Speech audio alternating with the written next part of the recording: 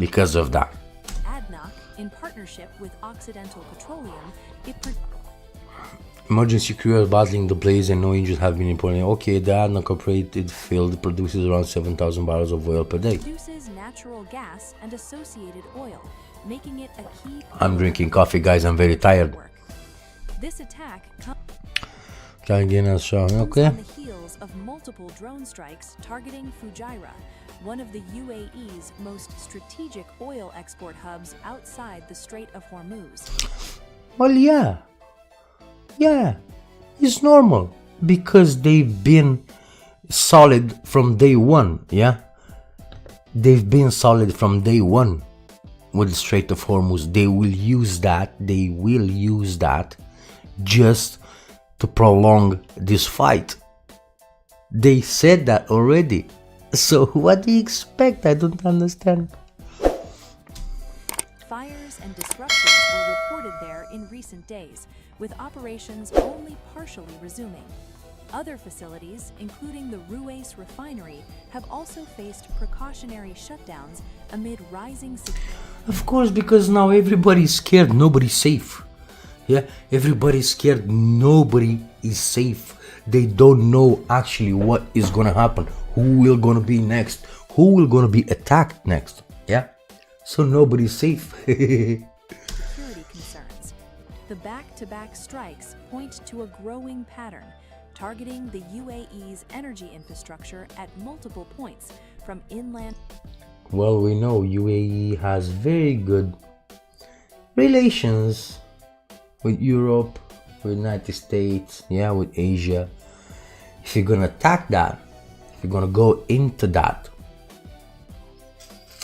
those relations, they might break a bit. Is it because I'm gonna start putting pressure on you, and if you're not gonna do nothing about it, well, it's kind of done deal, isn't it? And production sites to critical export terminals. While direct attribution remains officially unconfirmed, the scale, method, and timing of these attacks strongly point toward coordinated operations linked to escalating regional tensions involving Iran and its allies.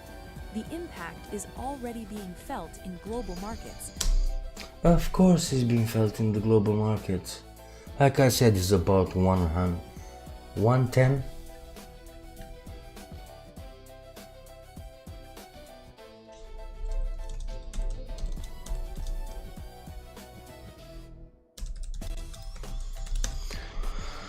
Let's see, how much is the oil now? So, as of March 18, 2026, oil prices are elevated due to supply concern with global benchmark Brent Crude trading around 108-109 per barrel, and United States West Texas Intermediate crude hovering near 95-98 per barrel. Prices have surged amid conflict-related supply uncertainty, with Brent reaching as high as 109.95. Like I said, 110. So how much US citizen pay for a gas at pump per gallon? Let's see.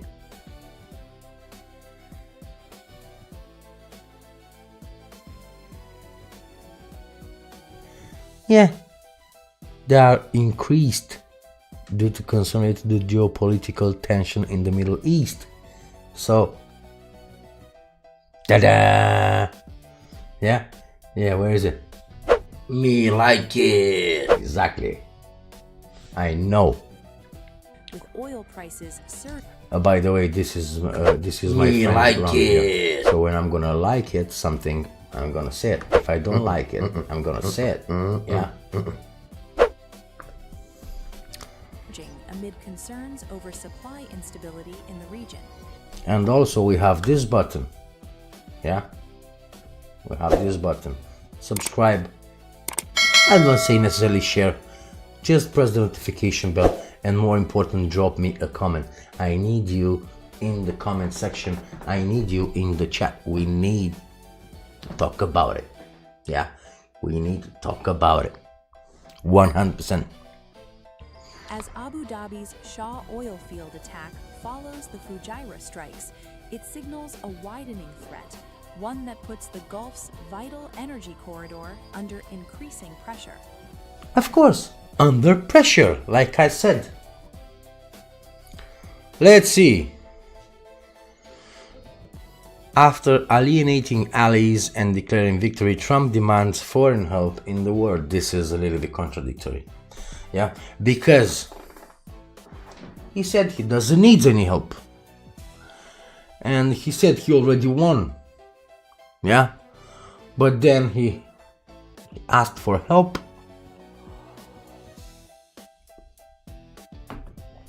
He asked for help.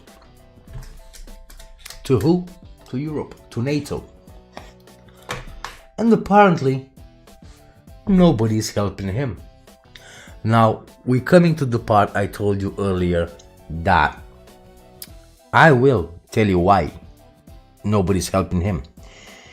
Because for decades, United States, they said they are the biggest, they are the meaner, they are the more advanced in military. Nobody can stand them. Yeah, this is what they said. Basically, they've been throwing threats to everybody in the nicest way possible. Yeah, they was just throwing threats. Every country, everybody.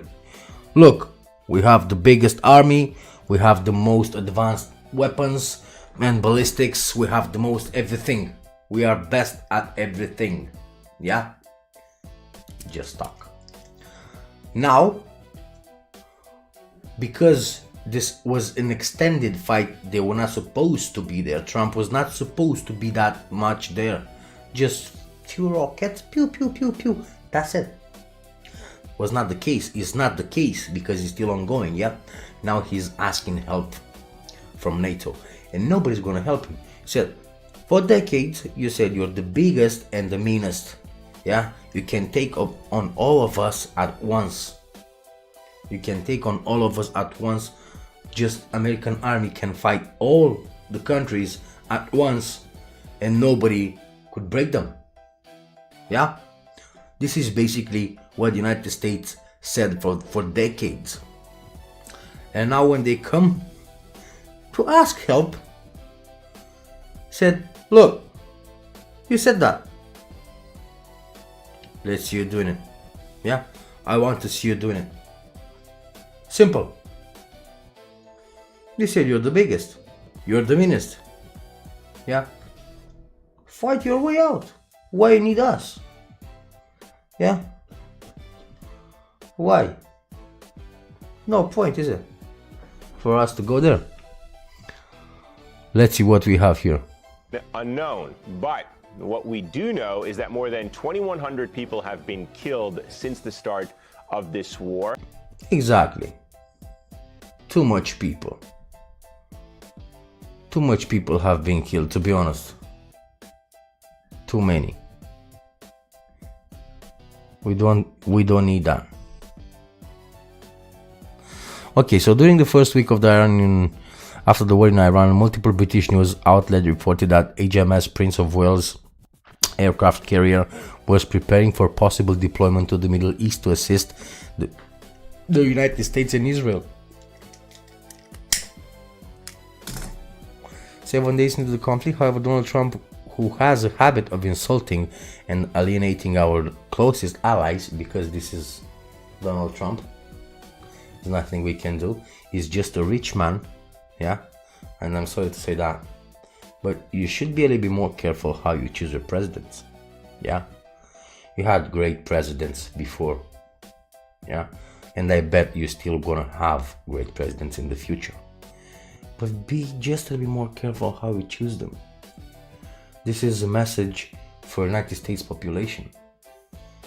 Be just a little bit more careful how you choose them, because if you're gonna put a man in power that he's been rich all his life, yeah, he has a certain of life, that aspects of his life, everything needs to go his way, because he's powerful, he has money.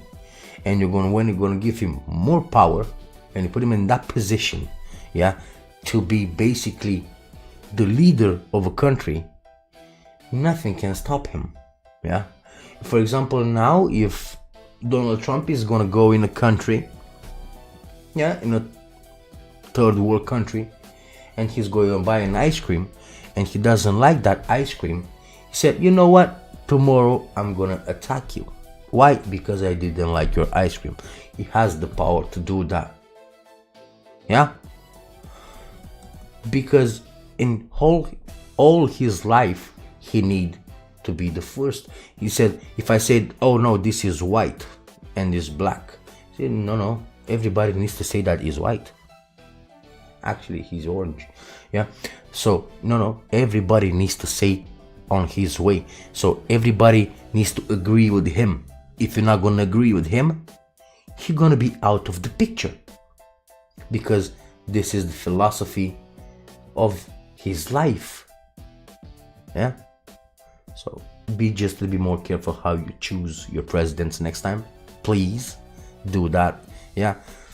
I like United States, basically. I like it. It's a great nation. But the problem is their leaders, I don't want to say the word, yeah, because I don't want to offend nobody, but their leaders needs to be a little bit more carefully picked. All right.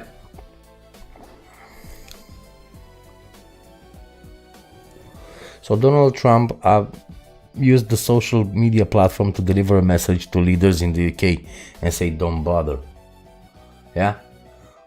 When you say that to United Kingdom, by the way, yeah, by the way, United Kingdom, you say that to them, don't bother, and after that you're gonna ask for help from them, they're not gonna do it. Yeah. The United Kingdom, our once great ally, maybe the greatest of them all, yeah, is finally giving serious thought to sending 2 aircraft carriers to the Middle East, the American president wrote. That's okay, Prime Minister Starmer, we don't need them any longer, but we will remember, we don't need people that join wars after we've already won what you won. You didn't win nothing yet. Yeah.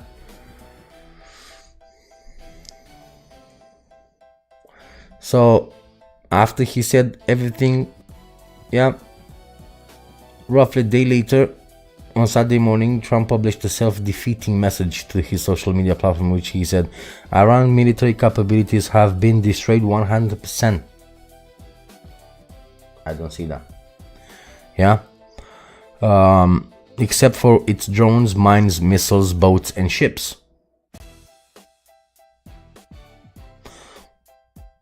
I'm gonna read it again. Iran's military capabilities have been destroyed 100%, except for its drones, mines, missiles, boats, and ships. So what do you actually destroy? What do you actually destroy? Because you said destroyed 100%. This is the key word. Destroyed 100%. When you say destroyed 100%, they was not supposed to have one bullet left. One bullet left. They shouldn't have it. Destroyed 100%. And you tell me that now they have drones, mines, missiles, boats, and ships. Nothing at all to worry about. This was not intended to be amusing. He added, hopefully China, France, Japan, South Korea, and the UK and others that are affected by this artificial constraint will send ships to the area so that the Hormuz Strait will no longer be a threat by a nation that has been totally decapitated. Where? Where is decapitated? Because you killed some people and they did something, but that doesn't mean you destroyed everything. Yeah. And why you say hopefully China and all the countries will send ships to that area? They are already decapitated, you said. Why? Yeah. Hours later, Trump published a follow-up item, again boasting that Iran had already been beaten, but he nevertheless expected the countries of the world that receive oil through the Hormuz Strait to take care of that passage. This is the same Strait of Hormuz that, according to a Trump statement a few days early, is in great shape. Was not, and safe enough for ship to pass through. Was not, is still not. Yeah. In fact, Iran said everybody is welcome through the pass, yeah, to the Strait of Hormuz, to pass freely, yeah, and safe, except United States and Israel.